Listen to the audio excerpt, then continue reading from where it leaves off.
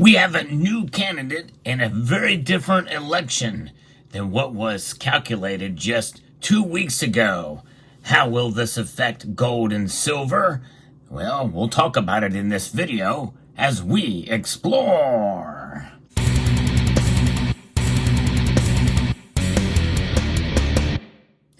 New presidential candidate Kamala Harris has been ordained just this morning. As I record this video, Michelle and Barack Obama have officially endorsed Kamala Harris as the Democrat nominee, essentially crowning her.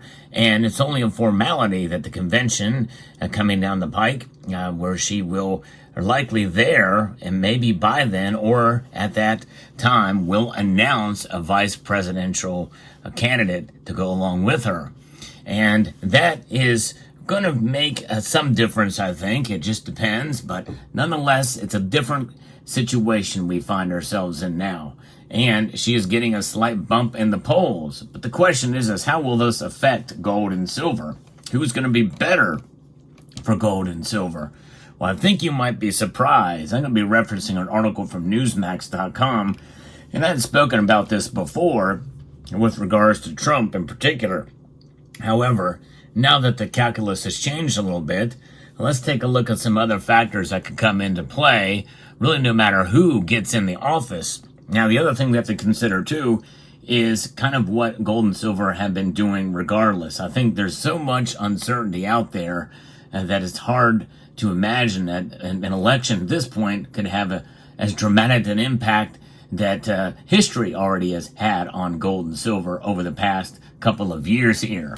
And this year's presidential election was always going to be highly charged. We knew that from the beginning. The events, essentially, of the past 2 weeks have really shaken things up. First came the assassination attempt against President Trump. Then came the sudden announcement by President Biden that he was dropping out of the race after having strenuously denied that he was going to drop out. Now we are faced with Vice President Kamala Harris facing off against Donald Trump, and the Democrat VP pick likely not to be announced until the Democrat convention, but it could be before then. To say that things have been turned upside down in the past 2 weeks is an understatement. Harris has received a bounce in the polls, no doubt due to the happiness that Biden is finally out of the picture, but will that honeymoon last? I think they're going to try to prop her up for as long as possible. They're doing it, and they will continue to do so, no question about it. I'm actually, shouldn't be, but I am impressed with the magnitude of the positive coverage of Kamala Harris. Of course, ignoring all the bad stuff, which is in fact even wiping away some entries in a supposed nonpartisan website showing her record in the U.S. Senate. But that's aside from the point. Now, the takeaways that we have here is that is what would happen with Trump wins and what would happen if Harris wins. Since a lot of prediction markets still expect Trump to win the election, at least right now, let's take a look and see what happens if Trump gets elected. Many people speculate that a Trump win would be good for the economy, as he would institute pro-growth policies, lower taxes, etc. And if the economy gets stronger, people are less likely to want to buy gold. Gold sees its strongest demand when people are uncertain about the future, fearful of the future, and expecting a recession or some other economic malaise. So you normally might expect the gold price to rise less under Republican and more so under Democrat, if you hold those views. Now, there's many of my viewers, they don't hold those views, so they would see really the opposite. But if you look back at gold's price performance, it rose 53% under President Trump. So far under Biden, gold is only up 30%. Now, let me just stop right there, because the reason why gold is up 53% under President Trump is because of what happened with the pandemic and the uncertainty we saw from there.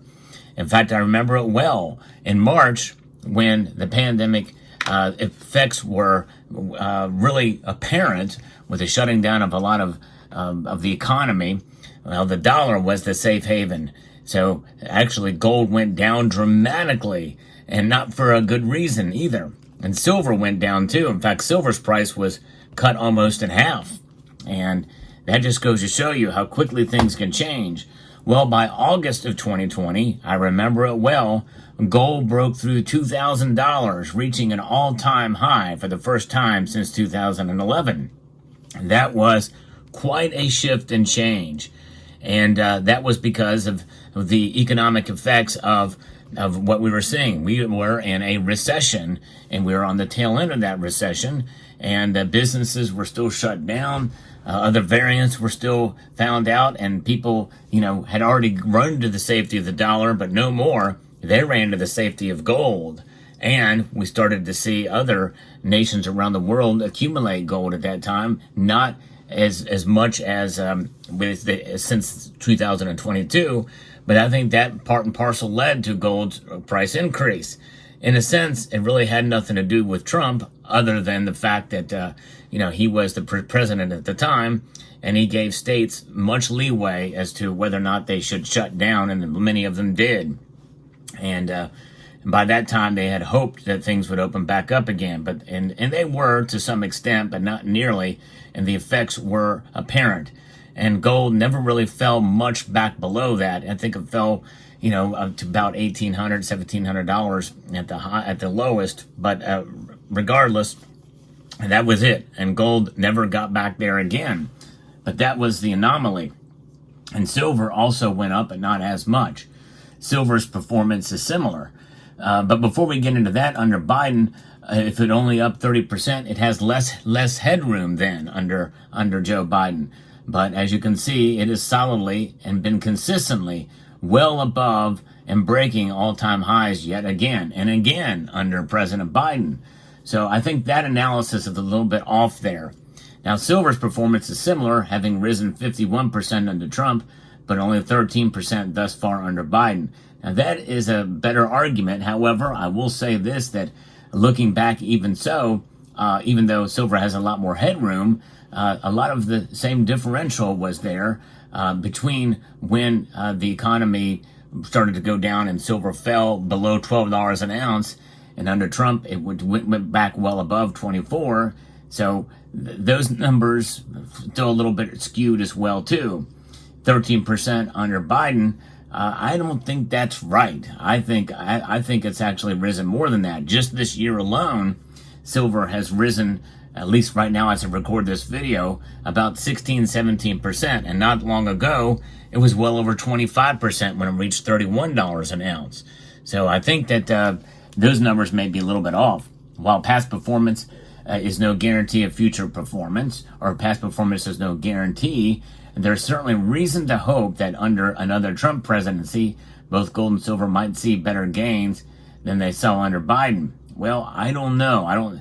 That is possible, especially for gold, as central banks are less likely to relinquish their gold or sell it off, and they're likely to continue stockpiling. Silver's a different matter. I could see silver going down under a second Trump presidency.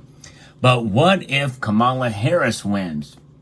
It's a common belief that precious metals are in a greater demand under Democratic administrations than under Republican ones, and the stats seem to back that up.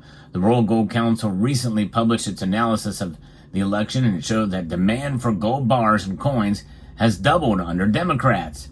U.S. mint gold coin sales are stronger with a Democrat, and demand for physical gold is stronger under Democrats. Since many gold buyers skew conservative, and since Democratic policies are harmful to the economy, that could explain why gold demand is stronger under Democratic administrations. So in this sense, we might expect to see gold demand to pick up even more so if Kamala wins. That is a possibility. However, right now, and for the past really 6 months, somewhere thereabouts, when we see the prices go high because of inflation, people are buying less. In fact, it is a fact right now that demand is not an all-time low, but very, very low right now. And premiums are as such that it has become a lot more attractive for buyers based off of premiums, but not for spot price, and not as much because of inflation. People just aren't buying as much. They're having trouble making ends meet because of this inflation. So there's some nuance there, and that has not been mentioned here in this piece. If demand is stronger under Democrats and stronger demand often translates to higher prices, that what explains gold's significant better performance under Trump than under Biden? Well, COVID played a role. Now they mention COVID as both demand and gold prices increased significantly in 2020. If you compare the pre-COVID part of Trump's term from January 2017 to January 2020, through the first 3 years of their terms, the gold price increased 28% for Trump, but only 9% for Biden. But again, think about gold. It's got a lot less headroom now. Under Biden, it's been consistently up. So in that regard, and it's also more stable. And so I don't know that that's a good, accurate measure. There was something there that helped boost gold under Trump, even though the economy was strong and stock markets were soaring, conditions that would normally be seen as conducive to lower price gains. Well, I think the other thing is people could afford it. It was cheaper. The economy is doing well, and folks like us, I know for me, I was buying a fair amount of gold then as well too. Not because I didn't believe in Trump's policies, but to prepare for bad times, even in the good times. That's right. There are stackers out there who will buy in the dips and when things are going well to prepare. That's the best time to buy. Buy on the lows, buy on the dips, buy when things are good so that you don't have to scramble and you have to buy and in a panic mode. So to me, that makes sense for buying, but nonetheless, interesting. Even with high inflation and with a faltering economy, gold didn't flare up as well under Biden, although it did hit multiple all-time highs. We should expect muted performance if Kamala wins and for gold to take off and Trump wins. Should that be the case?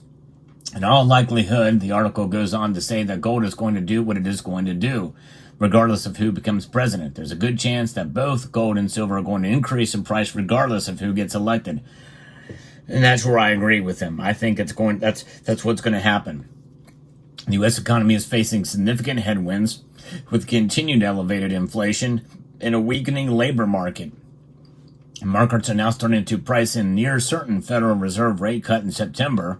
Rate cuts and easy monetary policy are generally considered good for gold and silver and beneficial to pushing up their prices.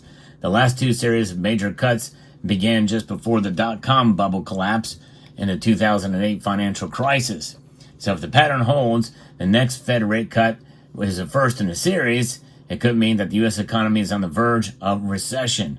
And once the recession begins, that could boost demand for gold and silver and send prices soaring. And I don't even necessarily believe that, because if we get into a recession, typically that means that there's going to be less demand, especially for silver. Maybe not so much for gold, but I think in a sense it will have a muted effect on gold. It could still continue to rise. It'll just solidify, I think, some of the expectations. Like, I wouldn't be surprised if gold reached near $2,500 or maybe even at $2,500. But silver, I could see it if a recession hits. That means there's going to be less demand, less economic activity.